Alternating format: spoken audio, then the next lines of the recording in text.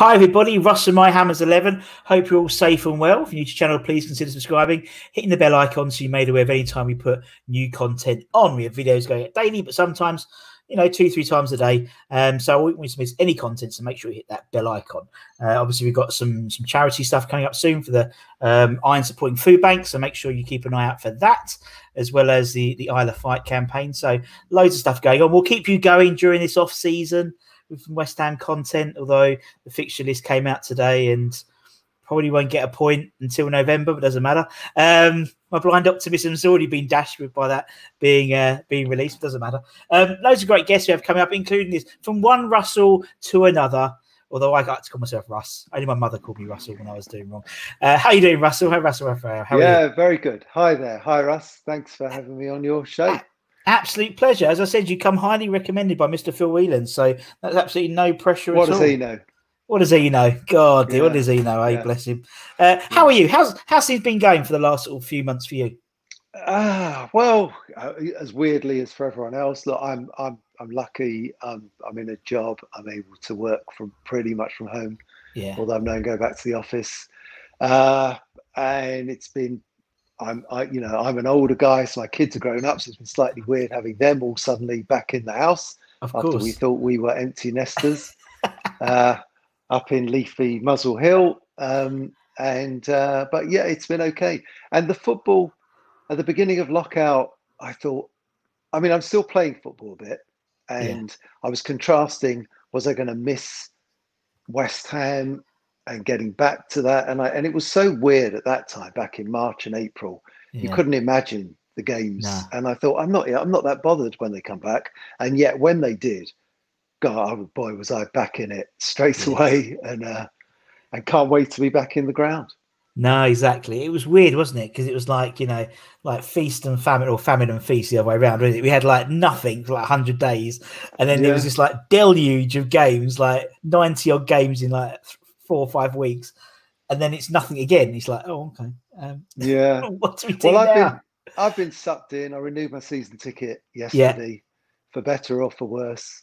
Yes. See what we make of it, how many of us get in the ground. But hey, got to do it. We'll see. We'll see what happens. As you said, it's it's a strange one, isn't it? I don't think anyone really knows what's happening. Although I read this morning about the England international games in October. They're looking to use them as a test game, a series of test games to get fans back in. But that's obviously Wembley. But we shall see. Who knows? Everything's dependent. But as you said, at least we're in the Premier League, so that's something, isn't it?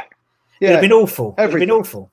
Yeah, you can imagine it'd been actually awful if the last time we saw us was against Southampton in the Premier League, and the next time we saw us was against Barnsley in the Championship. So it's at least we're back still in the top flight. And it was tempting in those worst times to find some solace in thinking, hey, we go down, we'll see, we'll win a few games. It was fun last time. But I actually think the way football finances are now, and with so many clubs on the brink of disaster, it really could have been a disaster to have gone down. So it's so important. Yeah, no, exactly. And Mr. Moyes did the job again. Yep. Can't, for all his critics and stuff, he's come in twice and kept us up twice. So we're hoping for a bit better next time. I hope so. Yeah, I wouldn't mind a sort of a Kirbishley Allardyce-esque sort of mid-table, 12th, 13th, pretty boring football, but I think we just need a bit of stability now. Do you know what I mean? It's so like down the bottom, and it's so like squeaky bum time all the time. That bit of stability, a nice little cup run, that will do you next season. That will do. Oh, really? So we're not going to win the league then? Well, at least we could do, couldn't we? I'm not being funny. I interviewed a guy the other day, and he said West Ham could be relegated or win the league, and nothing either would surprise them. And that's West Ham, isn't it? That's why we. It's about this time of the season. Well, normally a bit earlier because we normally started by now. So by now, all hopes are dashed. Yes. But normally about the 1st of August, I have this blind sense of optimism. Oh, me too. This is it. This is it. Yeah. Look at these players. Who could possibly assemble a better squad than this? Yeah. Exactly. Who could get a better squad than, Ryan Fredericks at right back, and this is a Premier League winning team we have here. Absolutely. Yeah, but 20 minutes. So the last few seasons, we've had City first game, we had United away the first game. I think did we have Liverpool one first game? Yeah. So normally by about 20 minutes in on that first game, that's all gone. That was me until like 9 o'clock this morning, and then then when I got the text going through saying, "Oh, we got Newcastle at home first game," I thought, "Yeah, fancy that." And then you look at the rest of the fixtures, you're like, "Okay, we'll play them early on." Newcastle. It's and we've got Boxing Day as well, Boxing Day home game, which is interesting. Yes, which is interesting. Again, there's slight reservations. Obviously, the assumption is we won't be at full capacity by then. That's probably so that's why we've got boxing. Yeah, it's sort of, and May's a nice run-in. We've got a nice run-in. So if we are struggling, we've got a good run-in. I think we've got Southampton at home last game of the season, so it's not bad. It's not bad. Cool. But yeah. First 2 months are a bit true, but I'm the same as you. After the season, like literally when the season finished, I had this blind optimism that this season's going to be our season. I don't know why. I just think there's something sort of. I like having a manager who's, I think it's particularly being Stuart Pearce as well, and with Kevin Nolan, you've got 3 guys there who aren't going to take no shit from the players. Do you know what I mean? If they don't perform, you know he's going to rip shreds out of them, and I like that in a manager. Folks fear. I thought Pellegrini was too. I couldn't really see him throwing a teacup and Slav was too nice. I just think Moyes got a bit of that Scottish. We shall see. We shall see, indeed. We shall see. So, Russell, the first question I always ask anyone, we're 7 minutes in now, so it's not too bad for me for once. Is why is West Ham your club, Russell? Why is it your club? What's your story? Got lumbered. I'm ancient. I'm ancient. I'm now 60 years old, so I'm going back a long time. So my dad was born in Shaftesbury Road off of Green Street. Oh wow. We grew up a bit further out in Ilford, and he worked in Queen's Market. Well, it was Queen's Road Market before it became Queen's Market. So I grew up, being in the market with him. So from a very young age, my Saturdays would have been Saturday morning pictures on Green Street, fish and chips at whatever the fish and chip shop was called, and then from 9 years old onwards, West Ham in the afternoon, and and that was great. And then bit of the 2 Ronnies and match of the day at night when you got home. It was like, what a day! Fantastic. Textbook. Yeah. Oh, lovely. Lovely. And so that was. So I had a season ticket. It cost £15, my first season ticket in 1969. And on and off since. So I really had no choice. Although my brother went to the dark side, and he supports Tottenham. But I think more to just get on the nerves of me, my mum, my dad. I was the elder boy. I sort of played he had to go towed the line. He had to go rogue because he was the younger. He was a younger child, naturally. Yeah. So no, we haven't talked since 1972.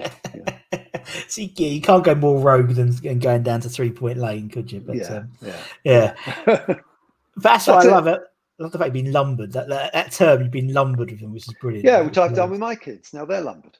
Yeah, it's part of the joy of coming from a West Ham family. So listen, if they want to eat at my table, then they wear the shirt, and that's that. Just imagine everyone coming into, particularly now, everyone's back. As you said, from the family's all back. Imagine everyone there. Yep, okay, shirt. Yep, okay, we can now begin. Yeah. It's just. Yeah. I love it. It's so funny. Yeah. It's true. And I mean, my daughter was lumbered from the age of 3 days old. She's only 8, bless her, but she was due on the playoff final against Blackpool, and I had a free ticket. Because I was doing a bit of work, sort of chaperoning Hammerhead and Bubbles the bear around the stadium, and I had like front row tickets. So obviously I went, and she was born a couple of days afterwards, and yeah, I've got a picture of her about 2 or 3 days old in the playoff trophy, because I found out it was going to be at Romford's West Ham store. So, you know, I walked in, got Eddie to let me in, and got a picture of her. So she was sort of imprinted from an early age, bless her. And yeah, she hasn't forgiven me, but we should see. So you know, what was your, do you remember your first game, Russell? Yeah. Oh God, yeah. Ironically, Newcastle at home, first game of the season. I think it was August the 9th, 1969. We won 1-0. Jeff Hurst scored circa 70 minutes. And that was it. I was off and running. We played, seem to remember the next home game was Arsenal. We drew 1-1. But then we had a decent start, but then it was normal. You know, in those days, where we tended to finish around 16th, 17th. I think our next game after Newcastle, I think the next game's Arsenal. Is it? Arsenal away, yeah. Newcastle and Arsenal away. Yeah. How? Listen, don't quote me. Don't quote me on it. Come through. Come through. Yeah. Come join. Yeah, come on. All the merrier. I've had to move to the room where we're going to get some traffic here. Yeah, it's fine. Yeah. Yeah. No, listen. If you look it up, it probably isn't Newcastle followed by Arsenal. Even if it wasn't, it started with Newcastle. That's all good. Well, I'll take a 1-0. I'll take a 1-0 in whenever it is, 4 weeks' time, wherever it is. That'd be nice. Yeah. And obviously since then, you know, as you said, the family's come along and they've had to endure West Ham as well. And there must have been, you know, it must have been some really fun or memorable highlights. No fun or memorable. No fun. No. I would say thick or thin, but it's mainly thin, isn't it? Really, being a West Ham fan. But I mean, you know, because 1969, you know, you were around during, you know, the best years in modern history of West Ham. Really, in terms of, obviously, you had the 80s and the 85s and stuff. That must have been a great time to be a fan for you, particularly. Yeah. Well, I think from my choices that we'll come on to, there's one or two weird choices that are there more from the heart than the head. And may throw up a couple of names. I'm sure in all of these that you've done, there's not a player that hasn't featured in someone's team somewhere or the other. But hopefully some of these will not be regulars because of, you know, going back into different eras. Yeah. And most people are not as old as me. And we could be some. We say it's experienced, Russell. You're an experienced. Yes. Yeah. Lots of lows, but traveling around the country. I remember with a mate of mine who's an Everton fan. I was at university with him, and I wanted to show off about Trevor Brooking, and we were away at Sunderland in a night game in the cup, and I said, "Come on, we'll go off and we'll watch Brooking." And we were in Lancaster, and we hitchhiked across, and we got there so easy. And what we had, and of course, Brooking went off injured after 10 minutes, but we got a 0-0. We drew 1-1, so there's a replay. And then what hadn't occurred to us is we walked out of Roker Park at 9:30 in the evening and thought, how the fuck are we going to get home? Because it's now pitch black. It was about February, and we spent. So that's one of my weirdest West Ham memories. Yeah, it took us about until the next morning, sleeping in a field, God knows what. Yeah, so weird stuff. I can't say there's been much European travel. That would have been nice, but that opportunity has not come up very often. The playoff final, you talked about Blackpool. Yeah. That with my son, my youngest, I went through 3 girls and a boy. So the girls have wilted away over the years, but me and my son, we're quite into it. And so going to that with him, and that, you know, that the goal 3 minutes from time, just looking up to the skies, giving thanks to whatever or whoever might have guided us through that. I'm not much of a prayer, but I do think I gave him a little bit of thanks at that moment. Yeah, it was fun, wasn't it? Because obviously, you know, I mean, obviously we've done. I think if you're going to go up, obviously you want to go up as champions in the of the championship, but I think that going up in the playoffs is just amazing, isn't it? That one game and everything rests on that game. And the richest game in football, as they call it, and it so is. But the relief, obviously, we've suffered the other side and Crystal Palace. I still can't. If I occasionally DJ for a friend's wedding, I still can't play Glad All Over if it's been it's just I've just got this vision of all these people in yellow t-shirts, but it just it really reminds me. But no, it's such a great way to go up. I know people hate it, some people, but it's just when it works for you, it's brilliant. And as you said, when Vaz scored that goal, and that was where we were, and we were at that sort of end of right in the middle, and just him there going. Urgh. He was a guy. I think one of my greatest memories, going back a lot further into the 70s, was the home game against Eintracht Frankfurt. Of course, where Brookings scored twice. And I'd really like to say that I was there and the atmosphere in the ground, but the truth is, I can't. I don't know why I wasn't there, but there he is. There he is. There, I've gone. Okay, so how do I get right? Am I still? Oh, there I am. Right. Yeah, cool, sure. The truth is I wasn't there. I have no idea why I wasn't there, but I wasn't. And I was watching it on TV at home. But the tension and maybe I remember my mum and my dad, we were just, because any goal from them, I think we won 3-1, didn't we? But if it had been 3-2, I think we'd have been out. I think if they'd have scored any, I know I'm going back a long way. Yeah, sure. But I think that was, and looking at the crowd that night, it was. That's probably why I wasn't there. For some reason, I couldn't get a ticket. It's funny. You interview so many people, and they'll go, "Oh, well, I was," and it's like, well, they must have had a capacity of about 80,000 people at Upton Park that day. Because everyone says, "Oh, yeah, I was there." Well, you, but at least you're honest enough, Russell, to say. I've come clean. Yeah. Speaking of watching games on telly, since restart, are you a crowd noise on or crowd noise off type person? Oh, definitely off. Really? I can't. Yeah. I can't. You can't quite make out what they're saying most of the time. Yeah. But I really like the idea that you could catch the odd thing, and you do catch the odd thing. And I like that they are, and it does remind me of me watching my kid play football. Yeah. And it's like that, just at a really good level. Yeah. No, totally. Yeah. And that how passionate they are, and they're shouting and screaming all the time, or at least some of them are. And you are sometimes able to pick out who are the shouters.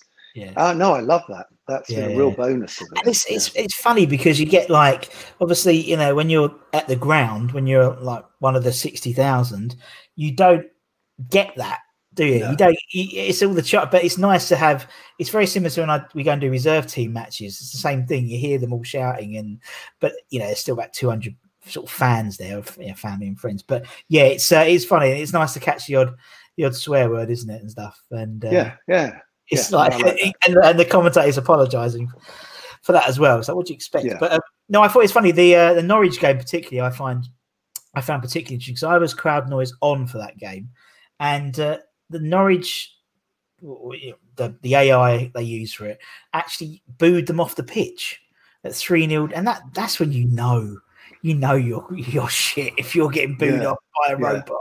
But no, it's good fun, and it was I think people have adjusted to it quite well, the whole sort of restart, and obviously it's not ideal, but it is what it is, and as you said, it's about getting everything done. And I was surprised they did it, to be honest. I was surprised, but hey, it's better than nothing.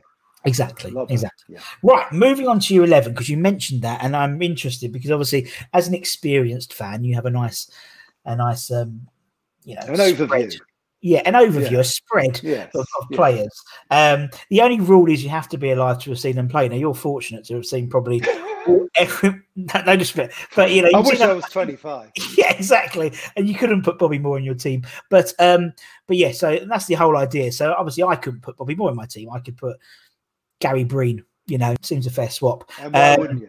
Well, exactly. Why wouldn't you? Irish international. Nothing wrong with old Barry Green. But yeah, so that's the whole idea, and it's your 11. So as you said, it's not necessarily the best 11. It's the 11 that means something to you, and that's what's quite nice. And we've had probably about since I think you're probably the 147th guest, maybe 148th, and we've had about 210 different players have come up in conversation. So, and because it's all generational things, isn't it? And so, but it's all good. Yeah. Right. So we'll start off in goal. So who's in goal for Russell 11? Okay. Well, I've got a little short list. I'm going to build up a bit of tension here. Oh, I like it. I've gone for a very conscious. So obviously, the first goalie I saw was Bobby Ferguson. Yes. We bought from Kilmarnock, I think, for 80 grand or something like that, and he was okay, fairly solid. And then I've seen through Mervyn Day, Ludo, Phil Parks, Rob Green, brilliant goalie. I think Green. So I've seen a lot of David James. I've written down. I'm going for none of those, and I'm going for a very controversial choice. Controversial in that he only played for us 12 times, and that technically he wasn't even our player. So I'm not sure if I'm allowed him. Of course you are. But his name is Bernard Lamar. Oh, Bernard Lamar. Bernard, I mean, he came with a reputation. He'd already been banned for smoking cannabis, and that was how we got him. But he was the PSG goalie before he came to us, and he became a World Cup winner for France after he left us. So he had something, but he was very much of the trapeze artist school of goalkeeping. And why punch it when you can scorpion kick it? And you just didn't know what you were going to get as that ball came across. I thought he was amazing, and clearly you could make a very good case for saying Phil Parks and Ludo were better, more solid goalies. But there wasn't a dull moment with Bernard, and I wish we could have seen him for longer. And he's my choice. Well, someone else picked Bernard Lamar, and there was a story they said, but once he was so bored watching the game, he had his hand like on the post like that. He was like leaning on the post, not like. You're a professional football player, man. You know what? So bored. And also, my memory of Lamar was always I don't think he would shower after a home game, because literally he was always in the car, stuck in Green Street after the kickoff, after the game finished. Always. And it's like, just take 10 minutes, Bernard, go for a wee or something, leave a little bit. But he wouldn't. He was literally, and every game, it was like his car was stuck in Green Street with people bouncing on his bonnet, singing, "We've got Bernard Lamar, he smokes, camels." But he was brilliant. And you're right, we haven't really had that sort of. He was probably the only really loop. I mean, Adrian a little bit was a bit loopy, but he was like the archetypal loopy goalkeeper.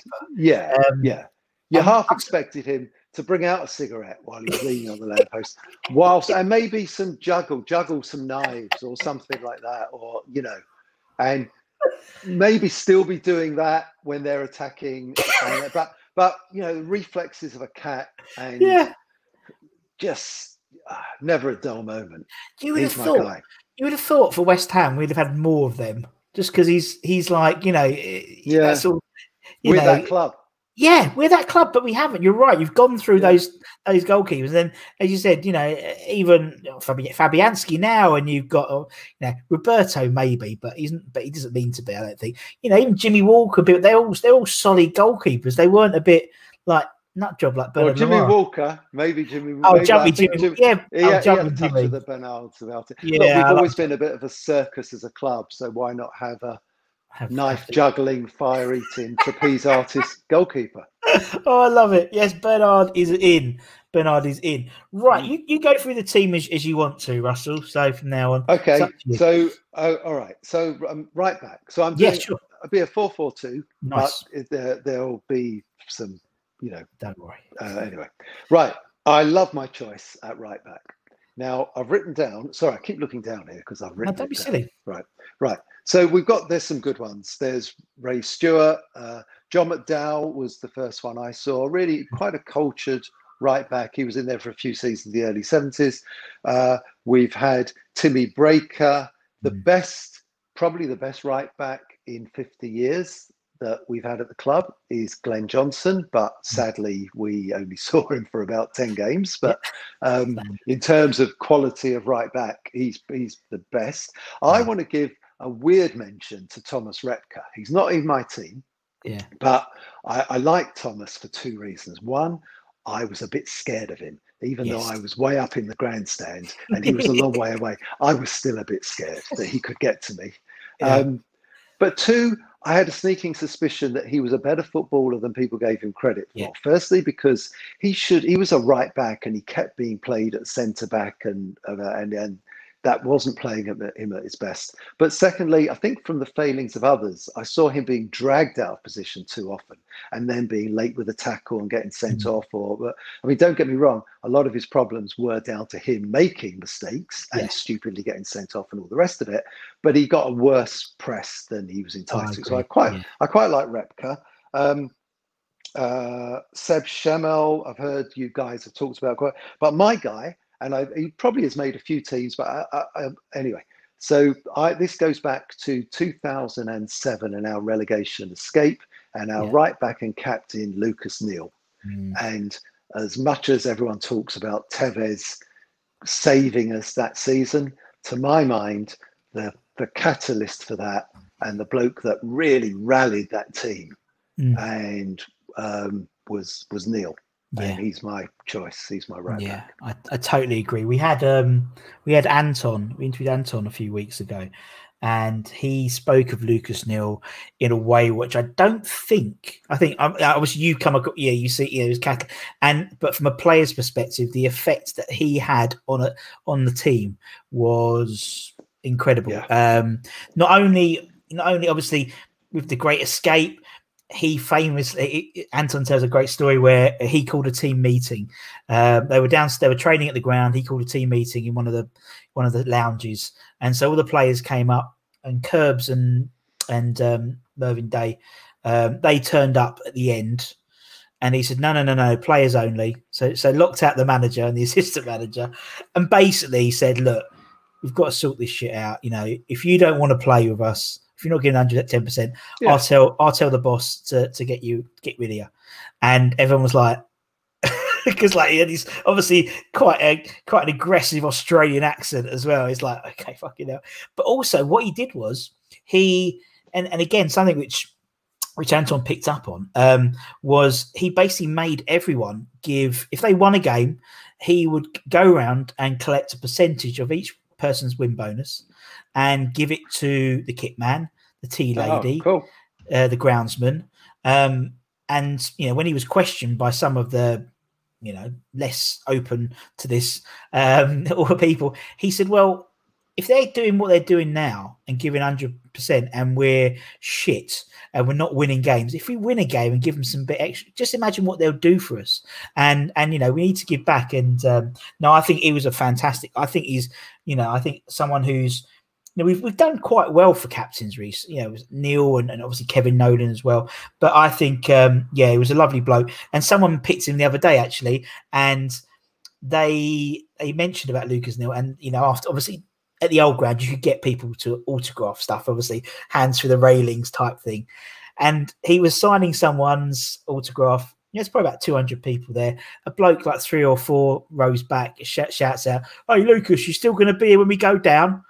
And he didn't react. He just signed it, put the pen away, and he just went, "Right, everyone," I don't think he swore, but everyone fucking listen, all right?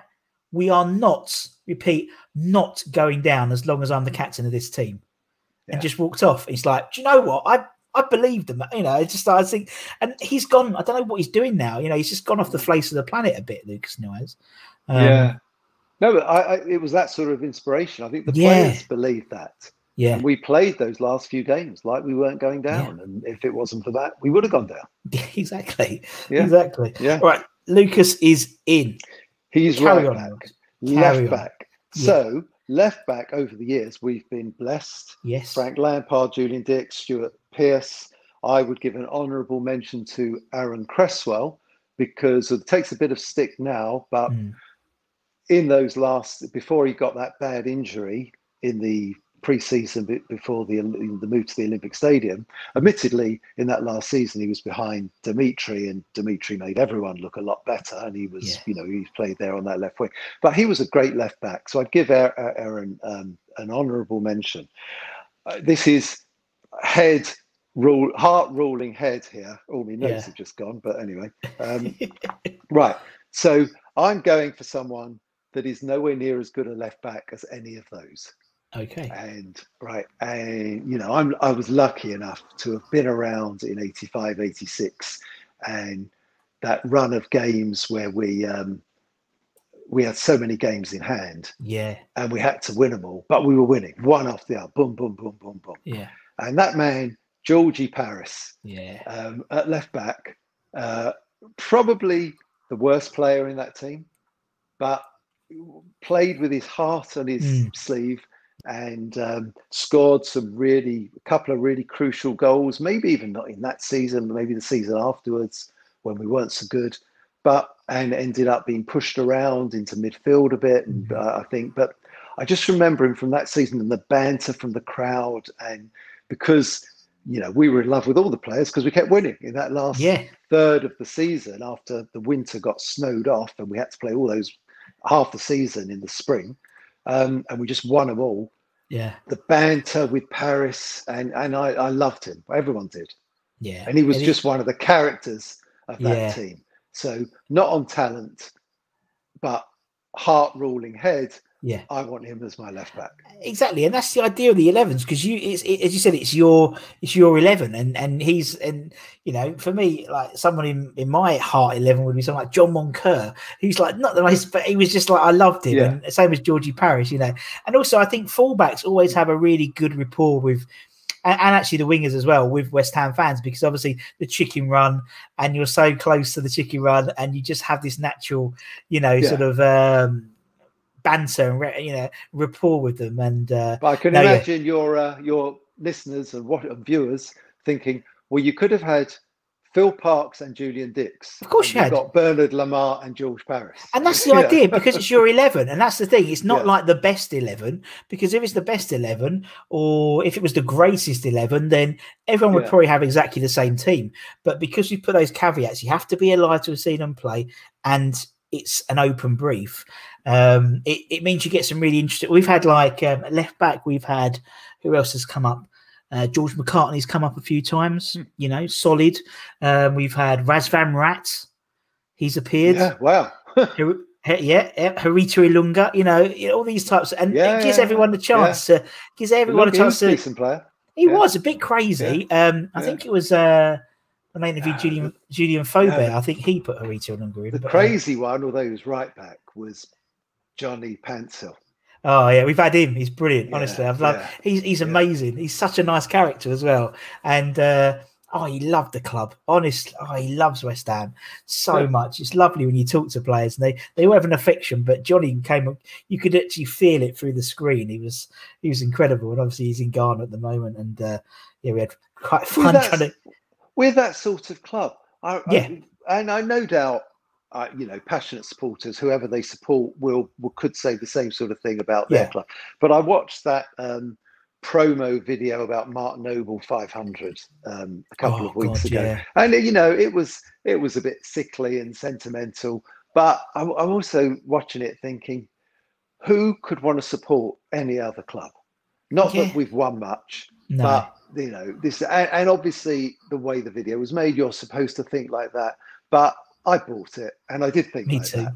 And, you know, and you're proud to support them, and that it's yours. That's your family. That's what you got.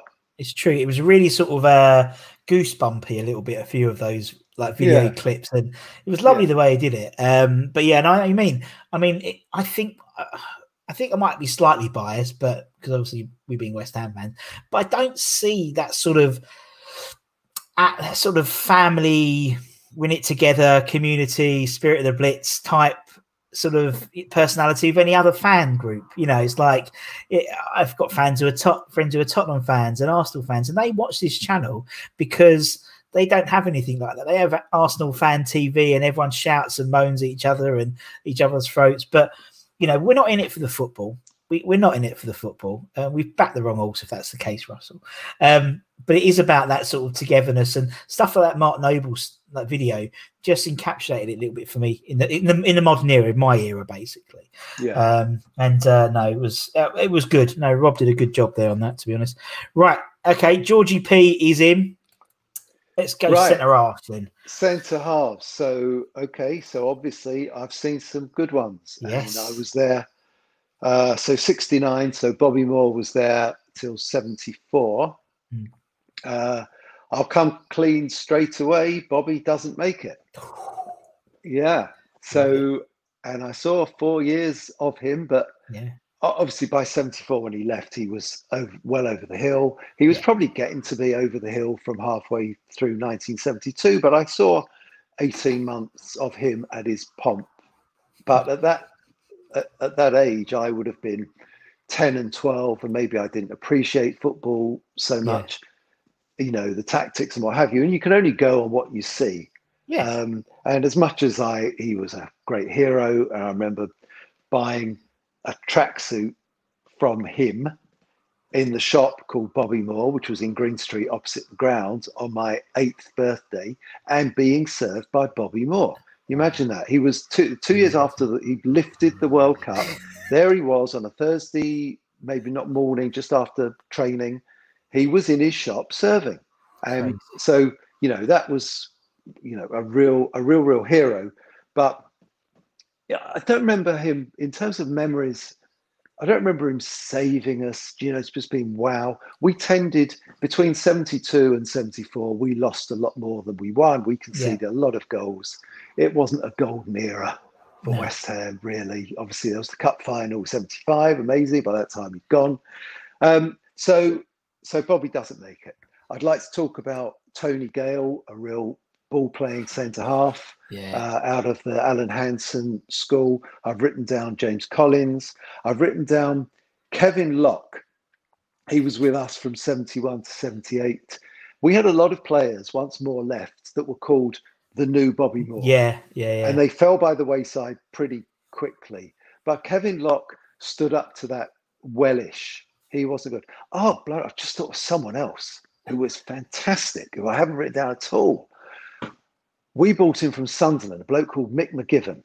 And we had him for about 3 or 4 years. And maybe I was a bit older and I could start appreciating a good defender by then, but I thought he was a class act. I don't know what came of him. Anyway, he doesn't make it either. So, and Steve Potts, I've written down, great. So by process of elimination, it's probably not hard to figure that I've gone for 2 centre-backs, Alvin and Rio. Yeah. And in my, Alvin was the mainstay of me watching football over this whole period. 20 years. Rio, we didn't have, sadly, for anywhere as long as we'd have liked, but you could just see what a talent, especially when he was in that back three with Ian Pearce. Oh, I've written down Ian Pearce as well. With Ian Pearce and David Unsworth, there was a season where you had Unsworth naturally left-footed, Pearce right-footed, Rio in the middle, who was just out of his nappies. But he was still, like Declan now, age irrelevant. If you're a general, you're a general. And he was just dictating everything.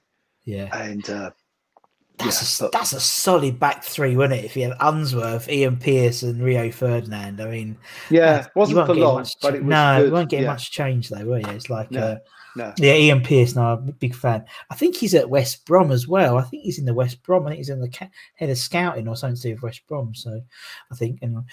So there you go. In my 4-4-2. Yes, 4-4-2. So Lucas Neal, George Paris, Alvin Martin, Rio Ferdinand. Nice. Come on, let's move into midfield then, Russell.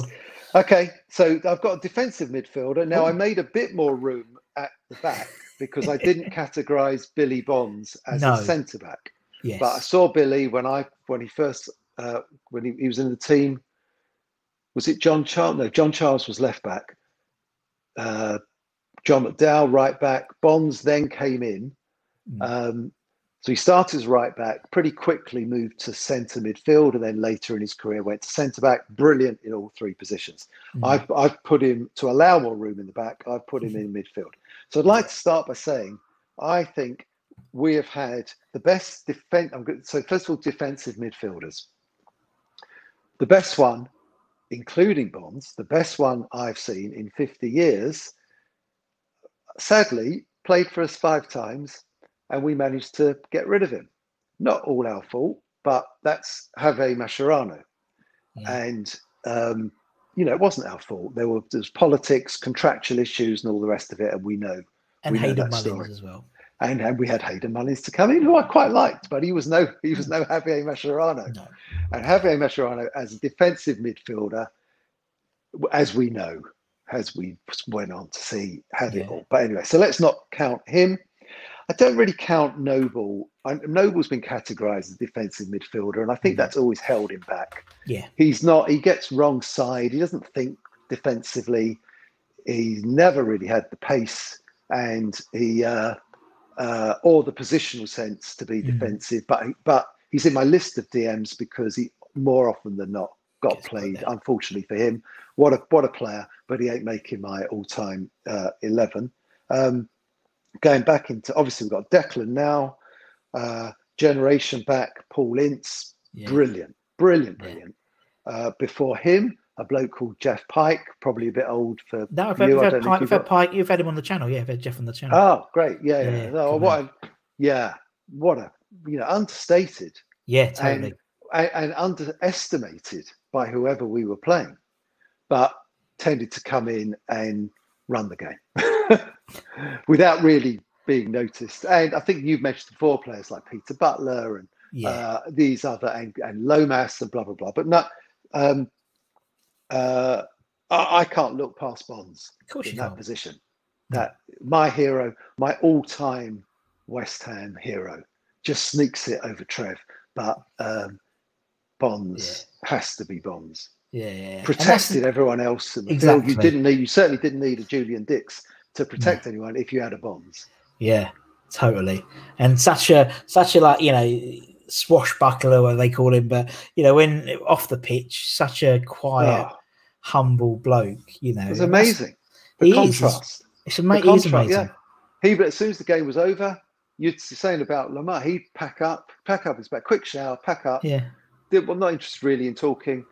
Through the Blackwall Tunnel, back to the family, and that was it. And then first to the training, all the stories about his cross-country running, all legendary. Even when he was well into his 30s, the 20-year-olds couldn't keep up with him, and then the whole story with Harry and what happened there, and all of that.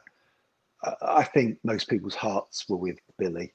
Yeah, of course, and that's what was so nice. Obviously, when the stand was named after him, you could just see, for a man who didn't show emotion. I mean, I remember, obviously, I'm not as experienced as you, Russell, and he was manager when I started supporting West Ham, and in that 92-93 season we went up. He, on top of the director's box, there wasn't he was happy, but there wasn't he's not an emotional person. But to see him almost break down with emotion, it was just, I think every one of a certain generation had a lump in their throat seeing him, because they knew how much it meant to him, particularly after everything that's happened, all the water that's gone under the bridge, so to speak, between the club. It was well overdue, but it was lovely to see. And obviously, all Alvin and that lot Alvin was doing the PA, and obviously all his mates were there as well. It was a lovely, and against Newcastle, obviously, it was that game. It was just a lovely thing to do. Well, we 3-0 down before we knew it. Was that the game? I think so. Quite possibly. It's the West Ham way. Yeah, it's quite possibly. And obviously, famously, he didn't attend the last game at Upton Park. Again, shows the integrity of the man, in that he couldn't, when all the traffic, he couldn't get through, and obviously he heard about all the nastiness and there was a lot of crowd trouble outside and stuff. So he turned around because he had his family in the car, and obviously famously never had a mobile phone either. So he didn't tell us until probably midway through the second half. We was like, we haven't got Billy Bonds. Okay, so we had an empty taxi waiting. So God bless him. Right, okay, Bonzo's in.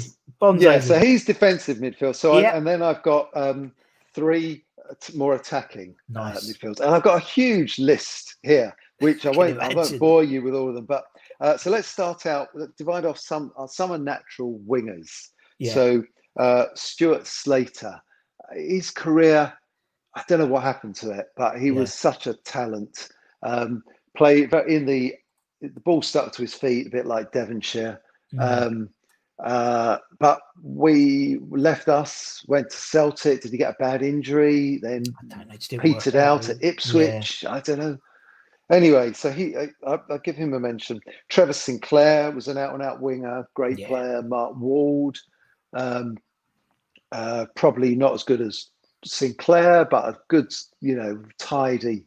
Didn't have the pace really to beat players, but was just cleverer and just had a bit of space, whipped in a great cross. Maybe let's see if I can find some. That's probably. I'll tell you, here's one. Right. So going back deep in the mists of time. 1970. So we won the FA Cup in 75. 76, we're in the Cup Winners' Cup final against Anderlecht. Took the lead. Then, unfortunately, Frank Lampard underhit a back pass and hurt his groin as he did it, and they equalised. And then they had a tricky little winger who took control of that game, and they beat us 4-2. And his name was Francois van der Elst. Sadly died only 3 or 4 years ago, I think, way too young.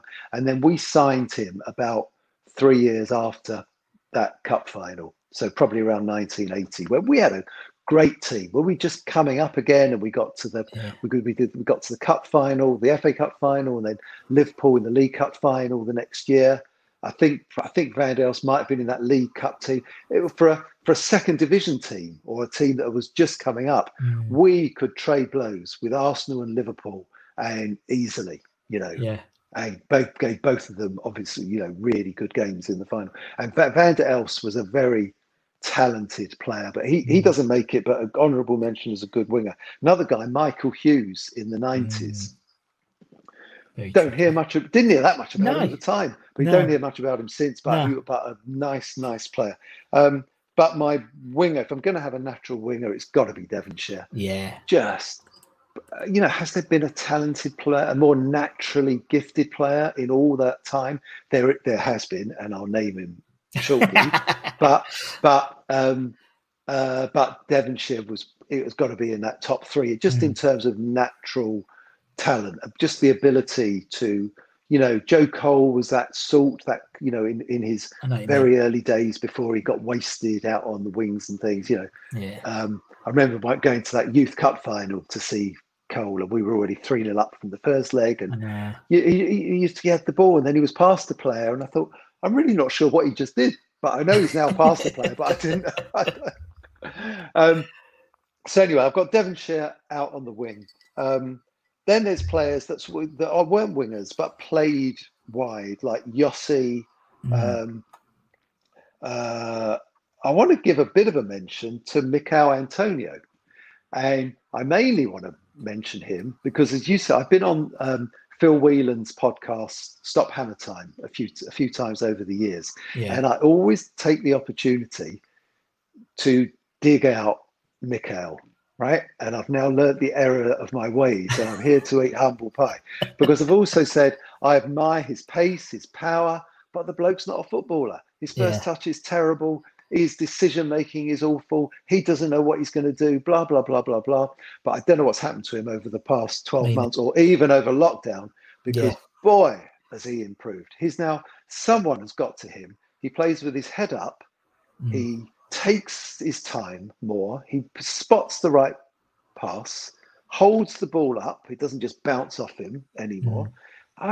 So I have to admit how wrong I was. He hasn't made my all-time 11, but I'm glad we've got him in the team. Definitely. And I admit to being very wrong in how I was knocking him before. So I just wanted to mention him. So I've got Ravel Morrison, Graham Padden, a nice left-footed player in the 70s, Ian Bishop, Berkovic, Martin Peters, Michael Carrick, John Moncur, Scott Parker, Liam Brady. You can go on. So where I'm getting to, though, let's make it easy. The most talented player, the best player, I think, that I've seen over 50 years, everyone had the pleasure of seeing, because it was Dimitri Payet. Yeah, I agree. And So all the young kids now don't have to think, oh, our dad's that golden generation. They're all getting on about it. We never knew, we never saw the World Cup, Moorhurst, Peters, all that. You've seen Dimitri Payet. It doesn't get better than that. No. And there's no question that he's got to be in there. So now I've got one place left, and I've got Brooking, who would be my all-time hero if it wasn't for Bonds, and I've got Michael Carrick. And Carrick is a player that I love to bits and I'm so jealous of him. I say I'm still playing five-a-side football, and I've never been. I'm still fit, but I was always a pretty rubbishy. I would fail everyone. I'd be a right back. I'd be really good when it was all mud and I could do sliding tackle. I was not the most skillful player. So to watch a player like Carrick, who is more like a chess player because he sees the moves 3 moves ahead. He doesn't need to be looking down, working out how he's going to trap the ball, because that is just going to happen. He's, head up, boom, boom, boom. He's been, and we don't notice it. He's been like a Busquets because he just gets the ball, passes it on. But what a talented footballer. What a beautiful player to watch. But Trev gets the nod. Yeah, he's your second best all-time hero. So yeah. I've got just the man, the stature, everything he's done since, the way he represents the club. Just a very quick little story. My mum was a social worker, and in the 70s, and she worked for a while with disabled kids. And I remember she brought them to Chadwell Heath, a group of kids to Chadwell Heath. So this would have been in the early 70s. Brooking would have been 23 years old, something like that. And it's not brilliant now, but in those days, people didn't know how to act, how to deal with if they saw people with a disability. And most of the players were like that. They clammed up, they did whatever. But Brooking, 23 years old, was so at ease, came over, talked to my mum, was introduced to them all, straight into conversation. He was a grown-up guy at the top of his game in terms of just as a person as well as a player. It was like he was born like that. He was born comfortable in whatever scenario he found himself in. And self-evidently a nice guy, wonderfully talented footballer. The ball, he used to let the ball do its own thing, because he just shielded the ball from the player that was trying to get it. He must have carried that ball with the fewest touches of any player I've seen. It just seemed to sort of go with him without him actually touching the ball, and and no one else could get near it. Anyway, well, he used, and also like again, you talked about when you in your sort of heyday, your five-a-side heydays with boggy pitches and stuff. He was doing all that and Dev on mud pitches, and sand, and although Payet is technically and I agree with you totally, the technically the best player I've seen at West Ham in my lifetime. He was doing it on a bowling green, really. You know what I mean? I'd love to see the reverse. I'd love to see what Payet could have done on that, and what Dev and Brooking could have done on the London Stadium bowling green. But he's and very similar to Carrick. Not particularly quick. Trevor wasn't quick. Wasn't going to beat him on for pace, but he just always had time. And watching loads of I've been watching loads of highlights and old football matches when people have spoken about players, and he always, and someone pointed out the other day, and I watched it again, he always used to stick his tongue out a little bit. Yeah, he did, in his cheek. In his cheek. And he's going to do a move. It's like you can tell he'd be a rubbish poker player. Yeah. Absolutely great, absolutely fantastic, and a lovely bloke, as you said, fantastic guy. Absolutely. Yeah. I don't think he has a mobile phone either. So it must be a theme. You must have the phone numbers of everyone if you know who hasn't got mobile phones. Yeah, kind of. I've got landlines, and I don't like phoning landlines, so I'm waiting to get mobile numbers so I can text people. It's a bit weird, isn't it? You phone up like Trevor. Hi, Trevor. It's Russell. Who? You have to explain who it is. It's like, no, it's not. No, it's not. It's not Russell Raphael from Hammer Time regular. No, it's Russ Budden, someone different. But, Brooking lived 2 streets away from me when I was a kid. Wow. And John Lyle lived in the next street. Oh, amazing! He used to. I know Trevor. I know Trevor's brother used to. He was on the. My dad used to be a copper, and he was. Used to work with his brother. at the Met Police. There we go. So let's go up front. Who should we have up front? Okay, so from the really old days, I want to mention people. I mean, people will assume, well, you're going to have Hurst in it, but the fact is that Hurst was a decent striker. But I thought, a bit like Frank Lampard Jr., as we'd say, who made the absolute most of his talent by training, practice, constant, So I think Hurst was like that. And maybe like Harry Kane is like that, wonderful player, but as if he didn't really try, he wouldn't be as good a player. So Hurst really made himself into the best that he could be and was an absolute handful. There's no doubt about that. But we've had better, I would say. If I've only got two up front, Hurst's not going to make it. The best finisher back in those days, certainly in the early 70s, was a bloke called Brian Pop Robson. Yeah. I don't know if you're too old for you, but I've heard of him.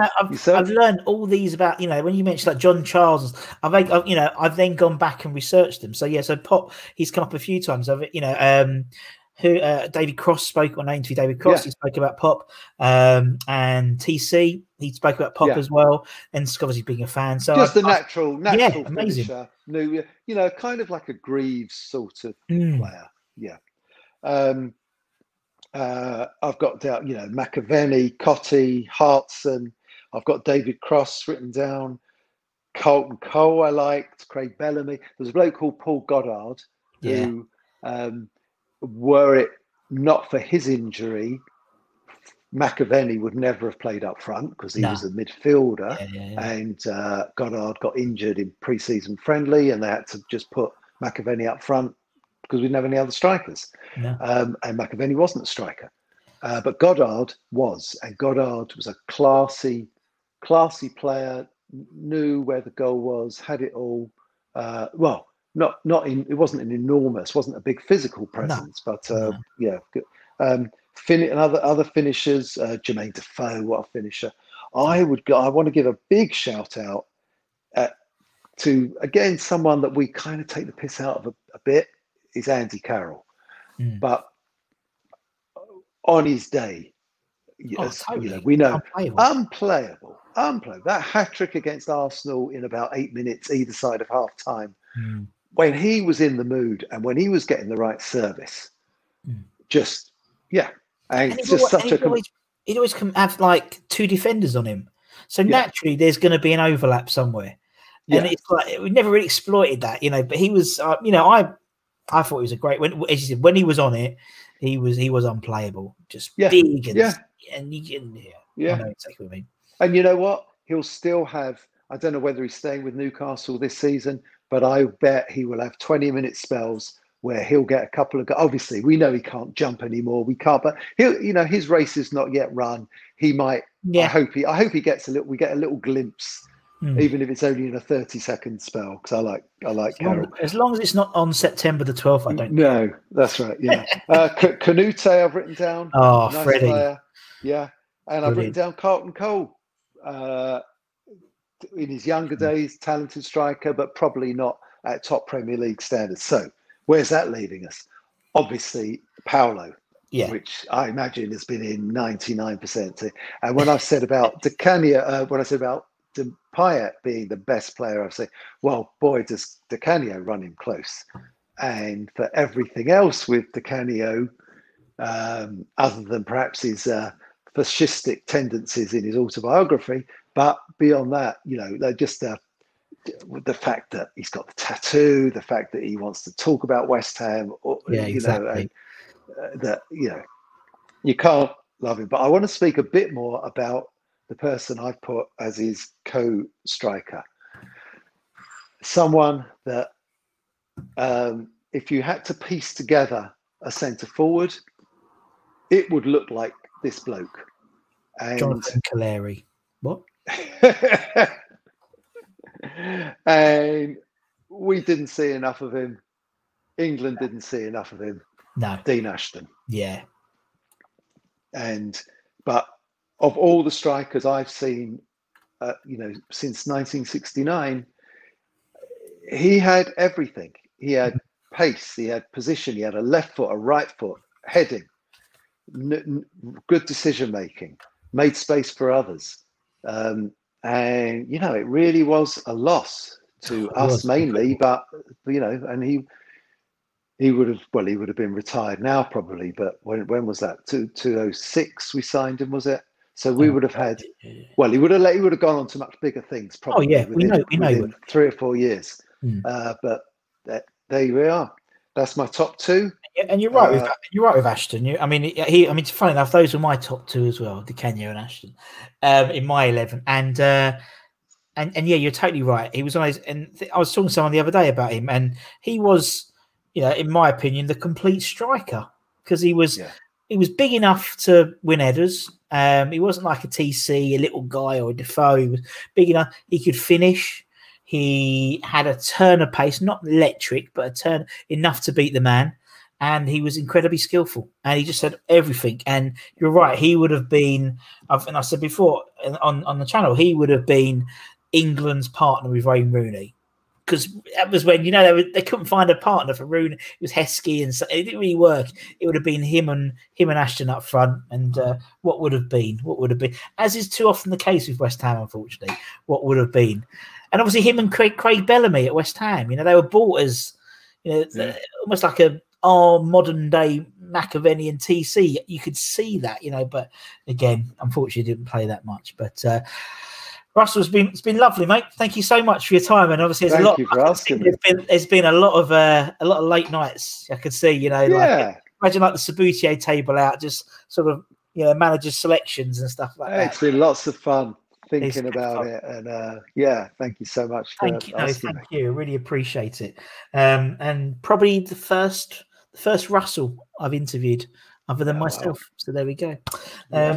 Anyway, thank you, cheers, mate, and obviously thanks everyone for watching. Like, share, subscribe if you're watching on YouTube or you listen to it on Spotify or Apple Podcasts. Give it a like and subscribe to the channels. And until next time, from myself and Russell, take care, everyone. Come on, you irons, and we'll see you again very, very soon. Take care, everyone. Bye-bye. Bye-bye.